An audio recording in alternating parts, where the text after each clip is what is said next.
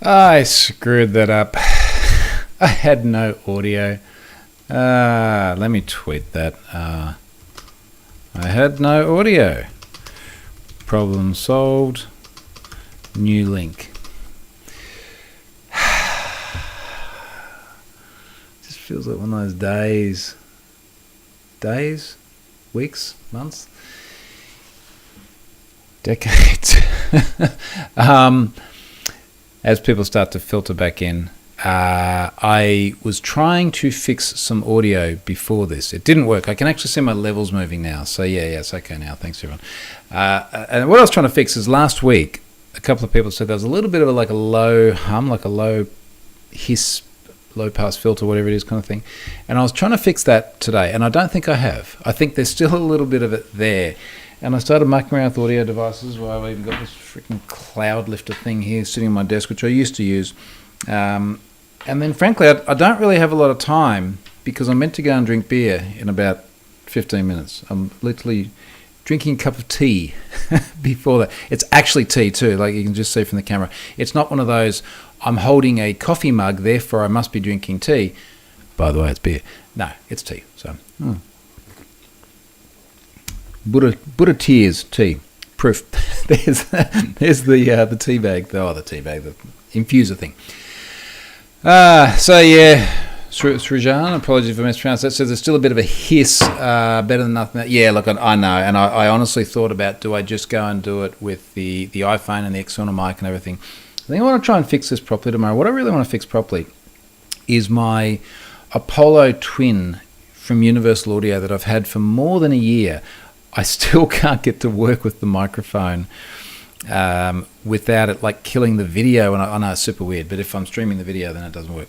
So I think I'm just going to carve out a day to try and fix that. Anyway, so what I was saying to absolutely nobody other than myself, because I was muted, is that I would normally have done this video yesterday. It was the last day of the school holidays for our kids. We had this extended school holidays because COVID, so I meant to have gone back 10 days, 11 days, calendar days earlier.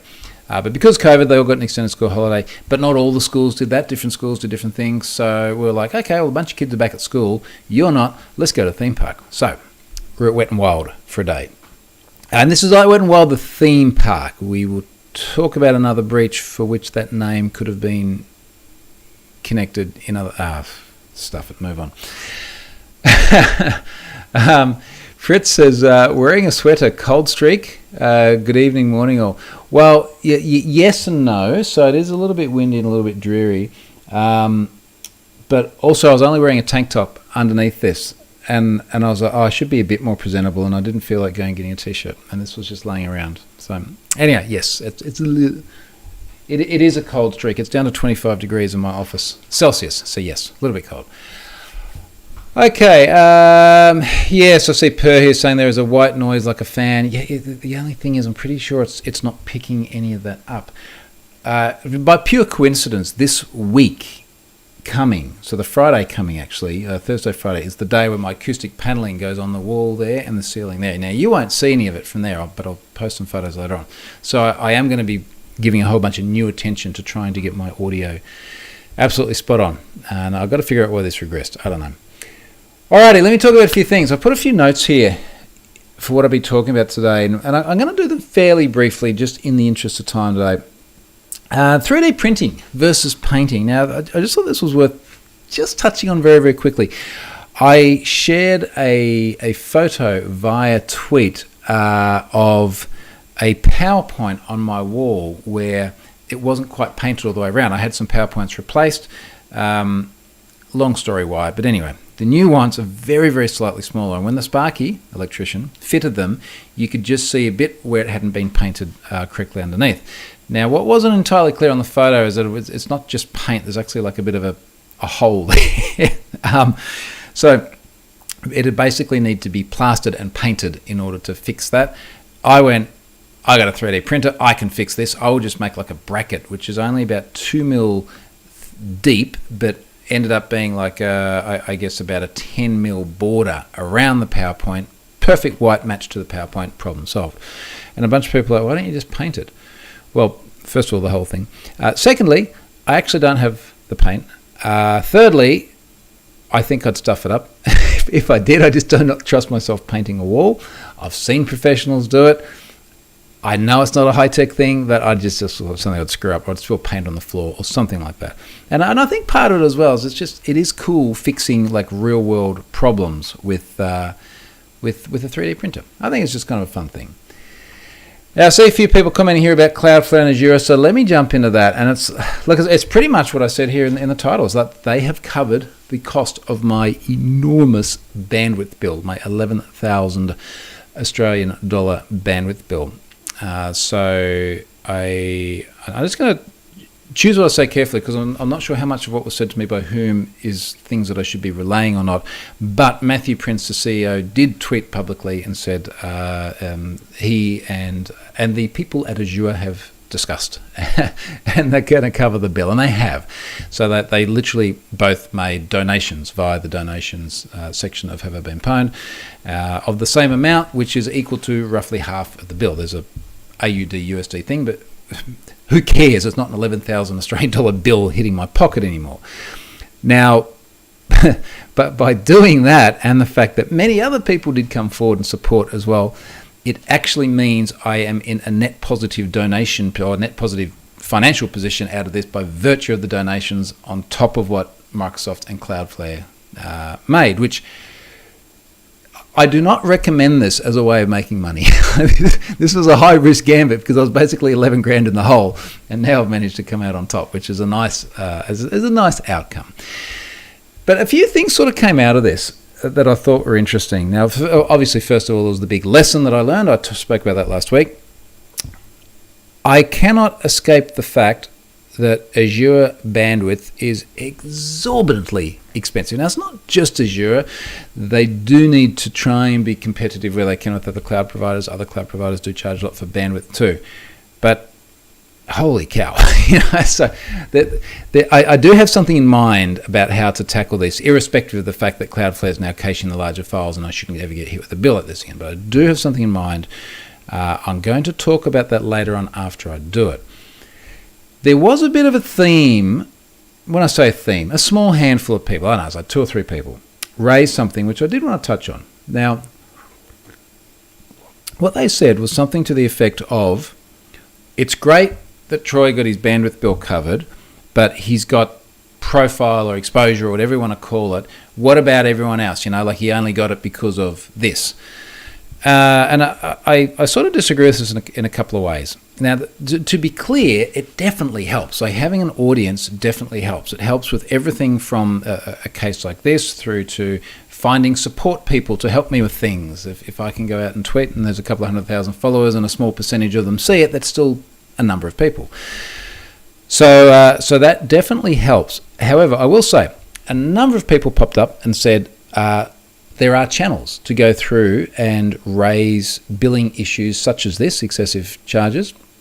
And I'm being a bit cautious of the words I use too, because I think it is a very expensive product. It obviously took me by surprise, but I knew what the cost was. And I did say this in the blog post. It's on me, and I fully expected to wear 100% of that 11 grand bill myself and just suck it up. But there are channels, and I did see multiple tweets from other people who I imagine don't have that same level of leverage that people were referring to with me, who did get bills or partial bills or things like that refunded. And I think that there is a lesson here. Like if you get taken by surprise, there's no harm in asking, right? It doesn't cost anything to ask. So I'd definitely do that. The other thing that I'd add is and I said this last week before I actually had the bill covered, I look at this as a net positive insofar as it's allowed me to write something about it. I guarantee you there are a bunch of people out there who, after seeing this, went and put an alert on their billing or an alert on their bandwidth usage or did something which will save them money. So yes, I might have been able to I guess, get out of this debt that I found myself in. But regardless of that, I do think that it's actually something that is going to be very valuable to other people. And look, I mean, this fair, not fair, whatever. When you do have some leverage, it does make things like this easier. And absolutely not going to sugarcoat that. That helped a lot. Anyway, thank you, Microsoft and Cloudflare and everyone else that donated. I really appreciate that. Fritz says extra chapter in the book. Yeah, no, I've got to get back to that. I had all this feedback. I don't have time to talk about that today, but I will definitely get back to that. Let me talk about something weird.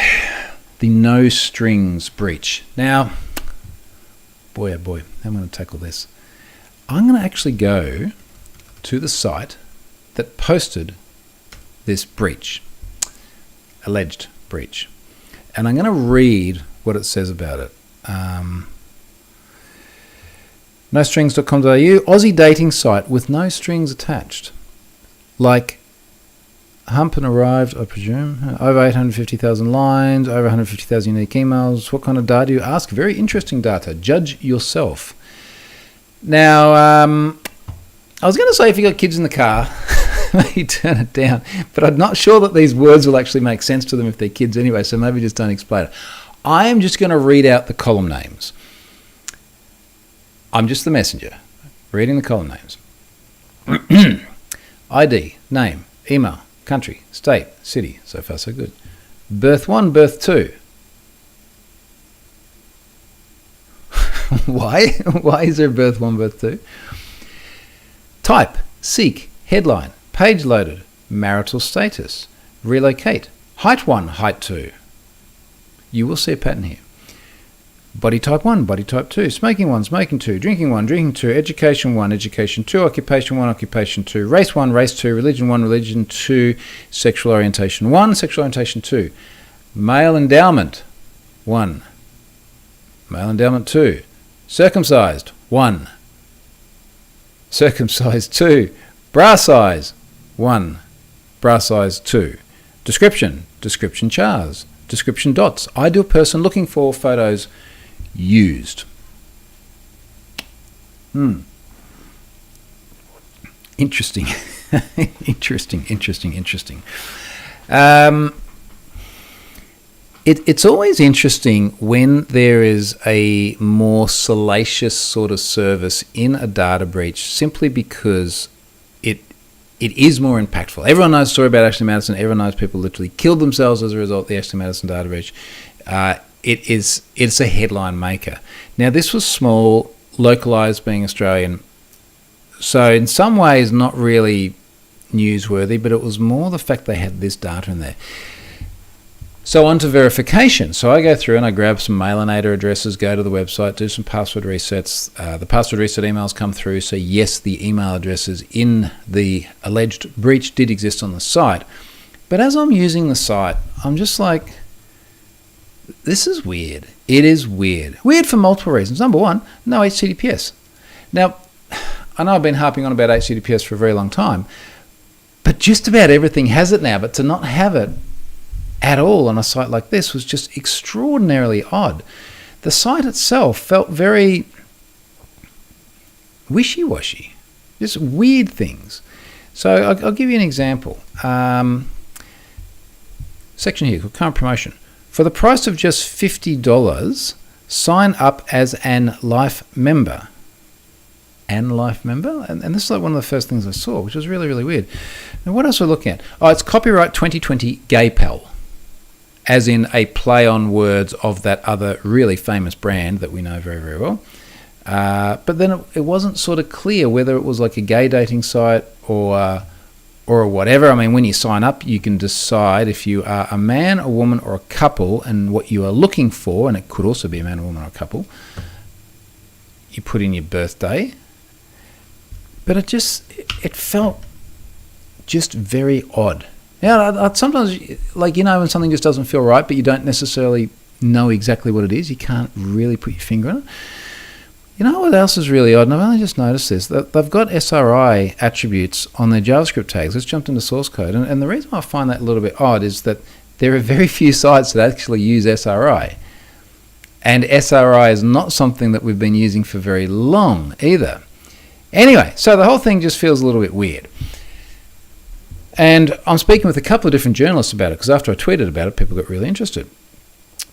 I go through and I ultimately decide, look, I'll pull all the email addresses, 70,000 something unique email addresses.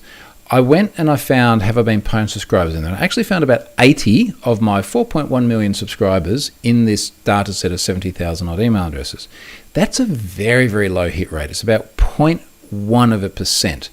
And very often I'll find anywhere up to about 1%. So it just felt on the low side, but I was wondering, like, are they real email addresses? Well, those email addresses match verified subscribers on my service who've signed up and then gotten an email and then clicked the link in the email. So yes, they must be real. So I emailed all of them. Just BCC'd everybody. I tell you what, I look really, really carefully that it's BCC and not CCC. CC when I'm sending an email like this. And a bunch of them got back to me, and I basically went, look, here's the site, here's a link to the tweet, and here's your line of data. What do you think? All the data's fabricated. The email addresses were real, but everything else was fabricated, which is really odd because you've got someone's real email address, but then you've got, they're in like Melbourne, Australia. No, they're in London, or somewhere completely different. I did have a chat with one of the journos that I was digging through with this yesterday, and he sort of said, I don't know how much I should say at the moment because I'm not sure if he's going to put a story out there, so I don't want to steal his thunder. But what it appears to boil down to is a service which someone put together to see if anyone would actually sign up and join it, and then if they did, then they could turn it into a marketable product. But that just doesn't feel like it actually holds water, because it was like that the date that this was done was apparently many, many years ago, but then I'm seeing script tags with SRI attributes, as well as a bunch of timestamps in the data itself being within the last few months. And then why would you use real email addresses? And if you are using real email addresses, aren't you now in some way culpable for using someone else's PII in a way that they certainly never gave consent for? One of the things that it really made me think of is, like, again, just how much control we kind of lose of our data, right? Like, these people had absolutely no idea that their data was in there. And actually, everyone that replied was pretty cool. No one was like super, can't be pissed at me, but no one was like super pissed at the site. But isn't it strange that where our data actually goes to? Yeah, look at the comments here. Brendan says birth one is the first side of the body, birth two is the other side. I don't know what it is. But that's, again, like, this is just adding to the oddities of the whole thing. Srijan says the DBA there definitely knows something we don't. Matt says, are they tuples? I don't think they're tuples. So anyhow, look, it is just super, super weird. So that won't be going into Have I Been Pwned. I don't see any reason for it to, other than if it actually got press in the news and then people were like really, really curious and wanted to know if their data had been used in it. But I think as it stands, I blew a bunch of time on this for pretty much no actual outcome. Which, this is what happens with some of these data breaches. Now, meanwhile, there's been all these other things flooding in, all these other data breaches. I've still got an inbox full of mail from people who have sent breaches through, and I'm still trying to get on top of my inbox and also get on top of how, for the longer term, I make this more sustainable. I give that a lot of thought. So I think there'll be more coming on that. I'm going to round this out now as an 18.5-minute weekly update, which is going to be the shortest one I've done in a long time, because I do have that beer commitment. It is 5:30 on a Saturday afternoon, so we are at that time of the day and at that time of the week. Look, thanks everyone for joining. Next week might even be a day late again. There are some things that need to be done, and I'll tell you, that's going to make a good story one day when we're all sitting here drinking beer. See you later, folks. Enjoy your weekend if you're just starting it, and I'll come back to you next week. Bye. I lost my audio before, and now I've literally lost my mouse. You ever find that? It's like when you got all these screens. There it is. See ya.